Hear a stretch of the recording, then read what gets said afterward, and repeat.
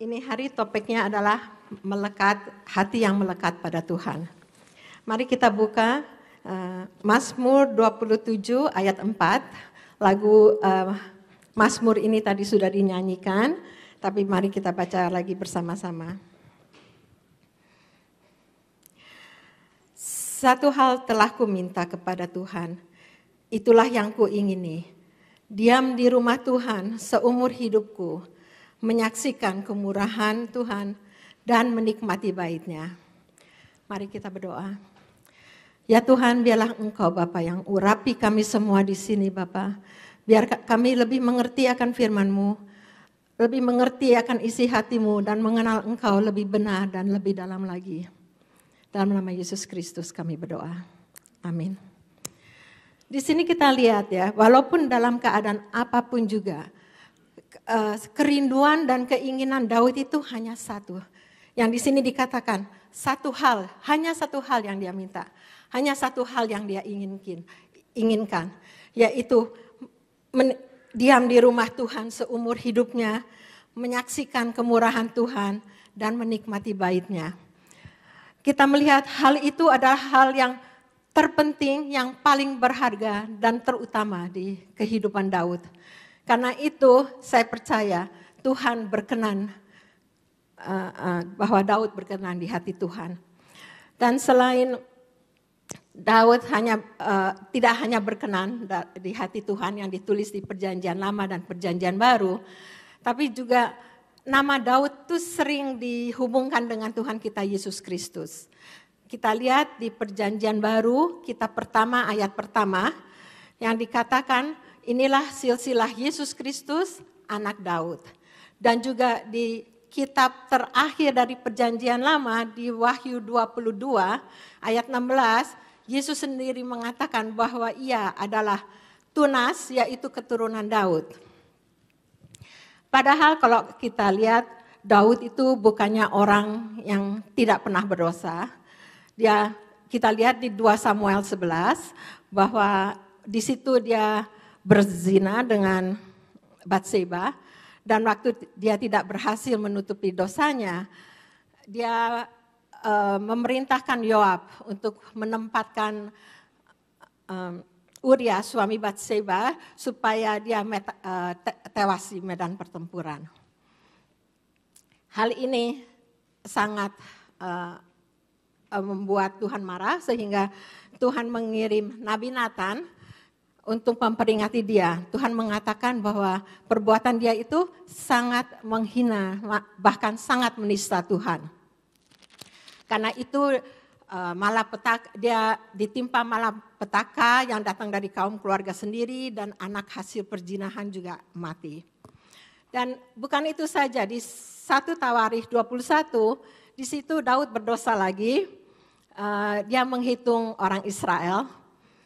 Mengapa di sini Tuhan melihat hal itu jahat? Sebab dengan dia menghitung orang Israel itu sebab dia mau mengandalkan manusia dan mengandalkan kekuatannya sendiri.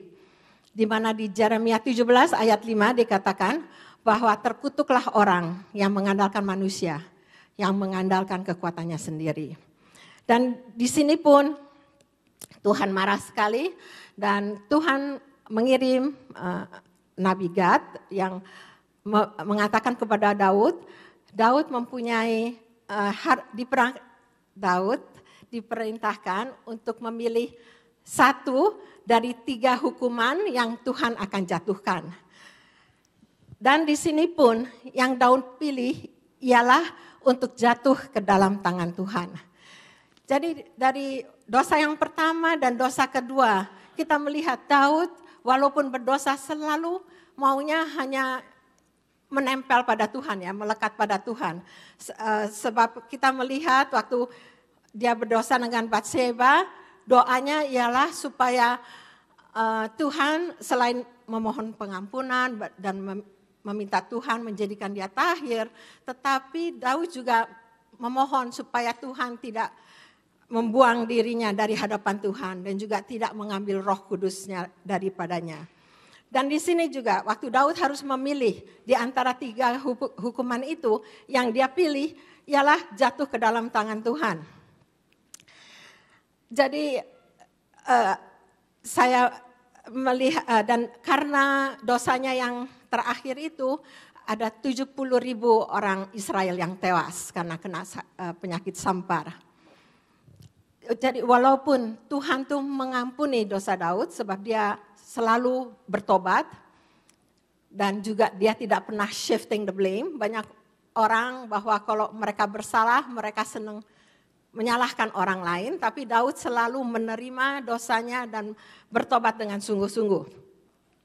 Tetapi walaupun Tuhan mengampuni dosa-dosa Daud, tetapi Tuhan tidak membebaskan Daud dari hukuman. Ini juga berlaku pada diri kita semua di sini. Bahwa kita bebas memilih, tetapi kita tidak akan pernah bebas dari pilihan kita, dari perbuatan kita. Jadi orang suka mengatakan, we all have free will, but we are not free of consequences. Kita selalu menuai apa yang kita tabur.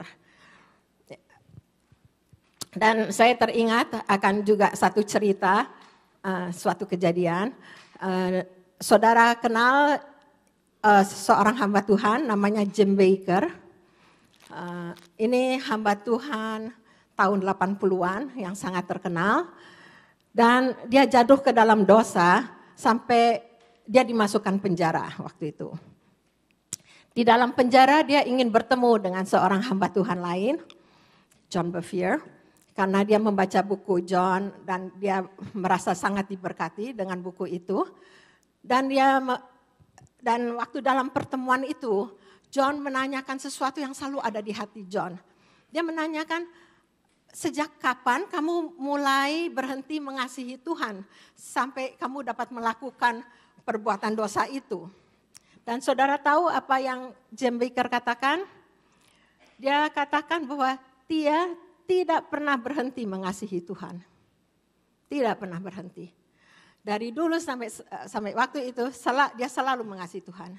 Yang pada waktu itu dia berbuat dosa adalah karena dia tidak takut akan Tuhan. Jadi kita ngelihat ya, kasih akan Tuhan akan membuat kita ingin mendekati Tuhan.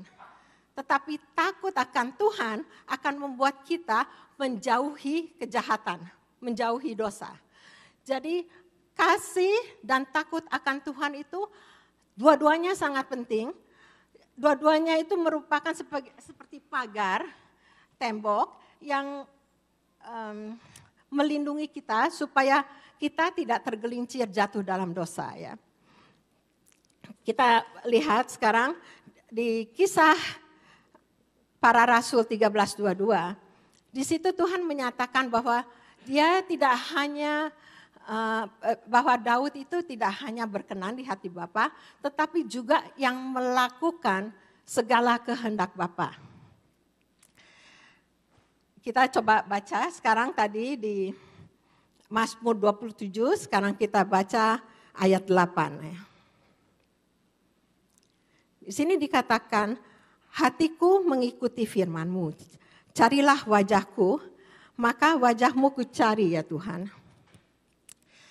Ya, kita tahu tujuan Allah menciptakan manusia itu adalah untuk mempunyai hubungan kasih pribadi. Kita tahu Allah adalah kasih, maka dia mau menyalurkan kasihnya. Dan kita juga tahu bahwa hubungan yang intim hanya bisa didapatkan dengan yang sejenis. Karena itu waktu Tuhan menjadikan manusia, Tuhan menjadikan manusia menurut gambar dan rupa Allah. Jadi sebetulnya kita ngelihat ada orang suka punya binatang peliharaan, punya tanaman, punya segala macam. Tapi itu tidak akan memberikan dia hubungan intim yang benar-benar intim. Seperti kita dapat mempunyai hubungan dengan pasangan kita, dengan anak-anak kita. Jadi kita melihat bahwa Daud tahu bahwa yang Tuhan inginkan itu adalah hubungan pribadi yang intim dengan kita semua. Dan makanya di situ Daud mengatakan bahwa dia mencari wajah Allah. Jadi mencari wajah Allah, jangan kita mencari tangan Allah. Banyak orang yang lebih mementingkan tangan Allah, berkat Allah yang mereka pentingkan. Tetapi biarlah yang kita cari adalah wajah Allah. Janganlah kita menjadi seperti jemaat di Laodikia yang merasa dirinya kaya, tetapi di pandangan Tuhan mereka adalah melarat, malang, miskin, buta dan telanjang. Tetapi biarlah yang seperti Yesus katakan, carilah dahulu kerajaan Allah dan kebenarannya, maka segalanya akan diberikan kepadamu. Mari kita sekarang buka di Mazmur 90. Mazmur 90 dan Mazmur 91. Saya percaya kedua Mazmur ini ditaruh berurutan untuk kita melihat perbedaan yang begitu besar antara orang yang hanya berteduh pada Tuhan dan orang yang tinggal di dalam Tuhan dan tinggal tetap di dalam Tuhan. Kita baca Mazmur 90 ayat 1. Doa Musa abdi Allah. Tuhan, Engkaulah tempat perteduhan kami turun-temurun. Tempat perteduhan. Tempat perteduhan itu biasanya tuh tempat bila kita kehujanan, kita kepanasan, kita kecapean, maka kita mencari tempat perteduhan. Nah, dan kita sekarang baca di Mazmur 91 yang dikatakan, orang yang duduk dalam lindungan yang maha tinggi dan bermalam dalam naungan yang maha kuasa akan berkata kepada Allah, tempat perlindunganku dan kubu pertahananku, Allahku yang kupercayai. Ya, saya teringat dulu saya seperti orang yang menempatkan Tuhan sebagai tempat perteduhan. Saya dulu orangnya sering khawatir. Saudara kok nggak suka khawatir itu puji Tuhan ya, tapi waktu itu saya selalu sering khawatir. Saya pindah ke Kanada, cuma mengikuti suami saya, dan jadi saya sendiri di sini. Jadi kalau kita tinggalnya di Mississauga, Steve kerja di Scarborough, North York, pokoknya daerah East dan West. Nah kalau dia nggak pulang, waduh saya udah mulai mikir-mikir, waduh kok dia ada apa-apa gimana ya. Saya waktu itu mengandung anak saya yang pertama, aduh kalau ada apa-apa, nggak ada sapa-sapa, saya mesti pulang Indonesia. Kan malu bawa kandungan waktu itu ya.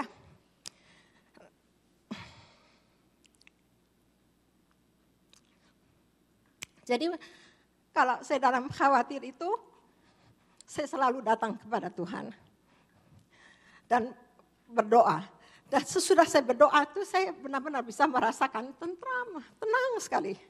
Jadi lama-lama saya mulai mikir, sebetulnya kalau saya jadi anak Tuhan, tidak hanya datang kepada Tuhan kalau perlu gitu, tapi saya selalu di dalam Tuhan begitu, kan hidupnya enak, selalu tenang, tentram yang saya rasakan kalau saya baru selesai berdoa.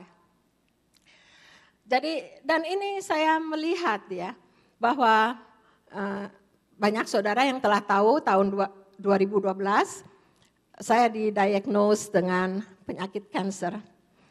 Dan kanker saya itu high grade.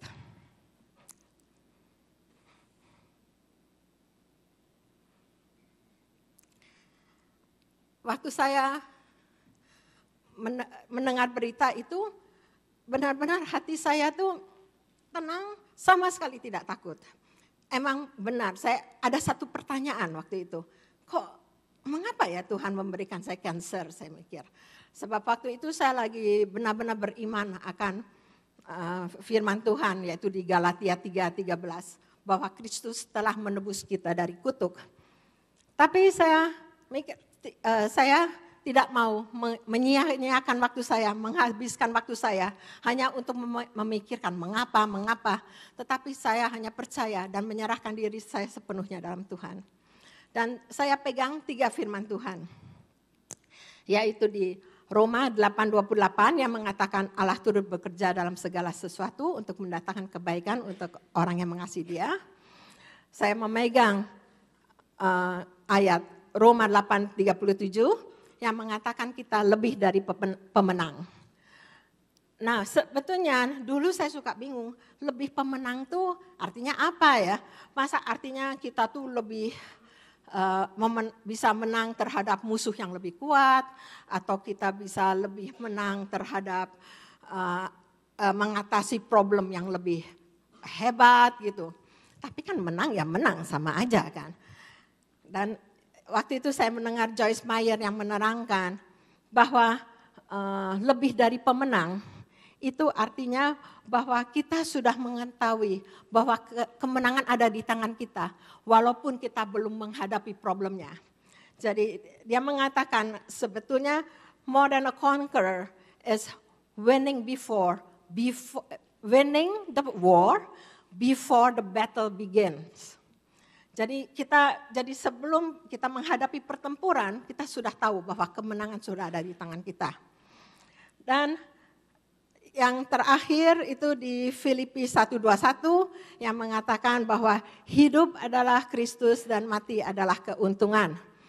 Saya bilang ke anak saya, kalau tugas saya sudah selesai di dunia, kematian itu bukan hal yang menakutkan. Kematian itu adalah sebetulnya pintu gerbang kepada hidup yang lebih mulia.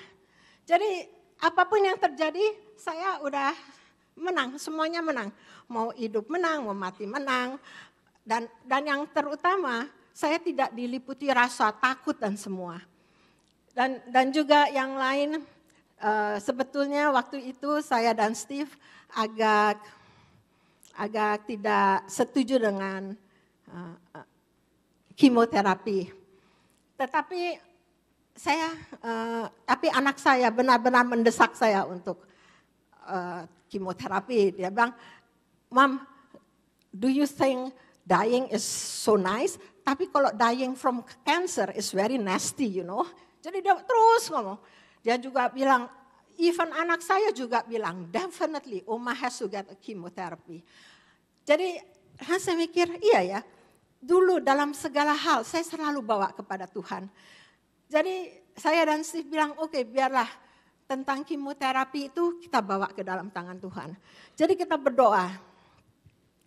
Dan Steve yang dulunya begitu anti, dia bisa terbuka, dia bisa mengatakan, dia merasakan Tuhan mengatakan harus kemoterapi.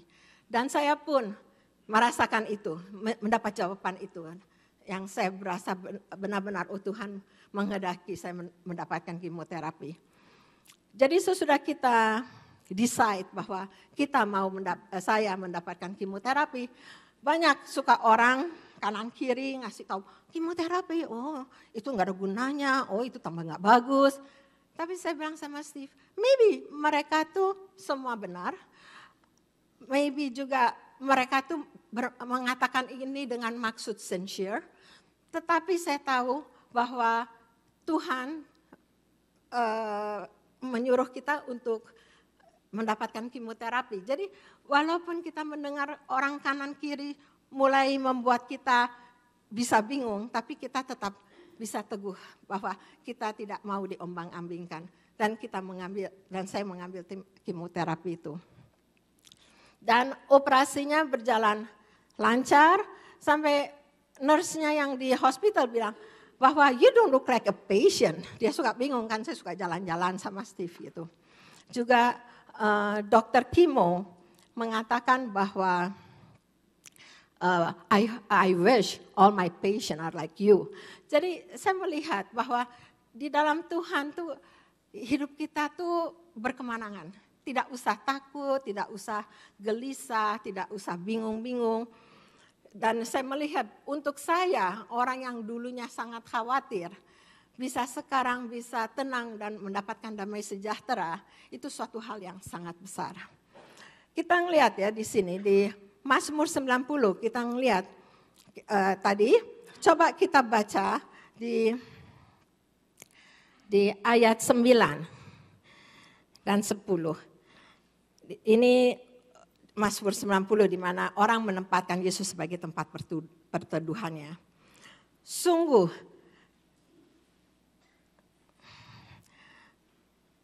sembilan dan 10. Kok saya agak lain ya? Sungguh, segala hari kami berlalu karena gemas-Mu. Kami menghabiskan tahun-tahun kami seperti keluh. Masa hidup kami 70 tahun. Dan jika kami kuat, 80 tahun. Dan kebanggaannya adalah kesukaran dan penderitaan, sebab berlalunya buru-buru dan kami melayang lenyap. Kalau kita baca sekarang dari 91 ayat 14 sampai 16. Sungguh, hatinya melekat kepadaku. Jadi Mazmur 91 ayat 14 dikatakan, sungguh hatinya melekat kepadaku. Maka aku, ini Tuhan yang mengatakan, aku akan meluputkannya. Aku akan membentenginya sebab ia mengenal namaku. Bila ia berseru kepadaku, aku akan menjawab. Aku akan menyertai dia dalam kesesakan. Aku akan meluputkannya dan memuliakannya. Dengan panjang umur akan kukenyangkan dia dan akan kuperlihatkan kepadanya keselamatan daripadaku. Jadi kalau saudara bisa baca sendiri, saya tidak akan membacakan seluruh Mazmur 90 dan 91. Kalau kita baca di sini, kita bisa melihat ya, perbedaan antara orang yang hanya berteduh pada Tuhan dan orang yang tinggal di dalam Tuhan. Jadi saya tidak mengatakan bahwa orang yang berteduh pada Tuhan itu tidak selamat. Sebab keselamatan itu hanya karena jika kita mengaku dengan mulut kita bahwa Yesus adalah Tuhan. Dan percaya dalam hati kita bahwa Tuhan telah membangkitkan dia dari antara orang mati. Maka akan diselamatkan.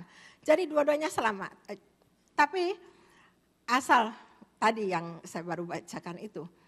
Tapi beda antara 90 dan 91 itu adalah perjalanan kehidupan kita. Kita coba kok kita baca tadi yang 90 itu kayaknya agak suram, kayak hidup yang melelahkan. Tapi yang 91 benar-benar kita bisa enjoy perjalanan kehidupan kita. Kita hidup dalam kemenangan. Jadi terserah saudara mau datang kepada Tuhan hanya sebagai tempat perteduhan atau mau tinggal di dalam Tuhan. Tetapi tinggal dalam Tuhan, hidup kita benar-benar lebih nikmat dan lebih berkemenangan. Dan saya ini yang saya sebetulnya saya nggak tahu saya mau membahas atau tidak, tapi kalau kita lihat tadi ya di 90 ayat 10 dikatakan masa hidup kami 70 tahun dan jika kami kuat 80 tahun. Tetapi di 91 dengan panjang umur akan kukenyangkan dia dan akan kuperlihatkan kepadanya keselamatan daripadaku.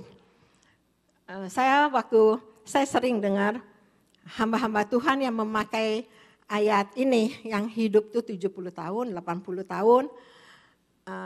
Itu sepertinya suatu umur yang untuk manusia. Sebenarnya saya selalu bilang, aneh ya, kok Musa bilang umur itu 70 tahun, kalau kuat 80 tahun. Padahal Musa sendiri umurnya 120, engkonya Harun umurnya 123, Yosua yang menggantikan dia umurnya 110. Tapi di sini mengapa dikatakan begitu? Tetapi saya membaca dari satu buku, dikatakan bahwa sebetulnya umur yang 70 atau 80 tahun itu ditujukan, ini kan Musa menulis waktu mereka mengembara di padang gurun. Itu sebetulnya ditujukan untuk orang-orang Israel yang keluar dari Mesir, yang Tuhan mengutuk, yang semua pria-pria yang berumur 70 tahun ke atas dan yang sanggup berperang, yang sebelumnya telah dicatat oleh Musa dan Harun, bahwa mereka tidak akan memasuki tanah Kanaan sebab ketidakpercayaan mereka dan ketidaktaatan mereka untuk maju ke menduduki tanah Kanaan. Jadi mereka semua akan mati di padang gurun selama 40 tahun itu. Jadi umur ini sebetulnya kurang sesuai untuk dikatakan bahwa umur orang itu kayaknya asal 80 tahun aja udah maksimum gitu. Sama sekali tidak. Kita ngelihat di sini banyak saudara-saudara kita yang umurnya udah lebih dan masih segar-segar dan masih sehat. Jadi itu yang saya juga lihat. Jadi dengan bagaimana hubungan kita dengan Tuhan itu bukan terlalu menentukan keselamatan dan tidak keselamatan kita, tetapi menentukan bagaimana perjalanan kehidupan kita. Saya juga ingat bahwa dulu saya orangnya selain sering khawatir, saya juga orangnya hatinya keras. Kalau ada orang menyakiti hati saya atau berbuat salah dengan sengaja gitu, wah rasanya gondok banget ya. Sampai tidur aja nggak bisa. Dan saking hatinya tuh panas, sampai ibaratnya kepala saya itu ngepul, keluar asap. Udah kesel sekali. Tapi saya melihat, sekarang saya tidak mau tertipu oleh iblis untuk kalau kekesalan tuh disimpan-simpan, kesalahan orang tidak mau diampuni, sebab sebetulnya itu hanya menyiksa diri sendiri. Saya percaya Yesus mengatakan bahwa orang yang tidak mengampuni akan diserahkan kepada algojo. Itu maksudnya ya, kayaknya kita tersiksa sebetulnya. Dan sebetulnya kita tuh kalau benci, tidak mau mengampuni, menyimpan kesalahan orang di hati kita, itu seperti kita itu menyimpan sampah yang sudah busuk, udah bau di hati kita. Jadi cuma jadi sarang penyakit ya. Jadi itu kita yang rugi sendiri. Jadi makanya di sini saya ngelihat bahwa juga misalnya di Mazmur 91 tadi di ayat 13, di sini kan dikatakan, singa dan ular tedung akan kau langkahi, engkau akan menginjak anak singa dan ular naga. Singa itu mencerminkan, menunjukkan itu serangan iblis, dan ular tedung itu tipuan iblis. Jadi kita itu bisa mengalahkan segala serangan dan tipuan iblis. Dan sekarang saya akan lihat, mari kita buka sama-sama di Lukas 10, 39 sampai 42. Lukas 10, 39 sampai 42. Ini menceritakan bahwa Yesus waktu itu datang ke rumah Marta, dan saya baca 39. Perempuan itu, yaitu Marta, mempunyai seorang saudara yang bernama Maria. Maria ini duduk dekat kaki Tuhan dan terus mendengarkan perkataannya. Sedang Marta sibuk melayani. Ia mendekati Yesus dan berkata, Tuhan, tidakkah engkau peduli bahwa saudaraku membiarkan aku melayani seorang diri? Suruhlah dia membantu aku. Tetapi Tuhan menjawabnya, Marta, Marta, engkau khawatir dan menyusahkan diri dengan banyak perkara. Tetapi hanya satu saja yang perlu. Maria telah memilih bagian yang terbaik, yang tidak akan diambil daripadanya. Jadi di sini Tuhan Yesus menekankan lagi bahwa persekutuan dengan Tuhan, yaitu bahwa di mana di sini Maria hanya duduk di kaki Tuhan dan terus-menerus mendengarkan Tuhan. Itu hanya satu saja, Yesus bilang. Satu saja yang perlu, satu saja yang terbaik. Yaitu bahwa kita bersekutu dengannya dan hati kita melekat pada Tuhan. Amin.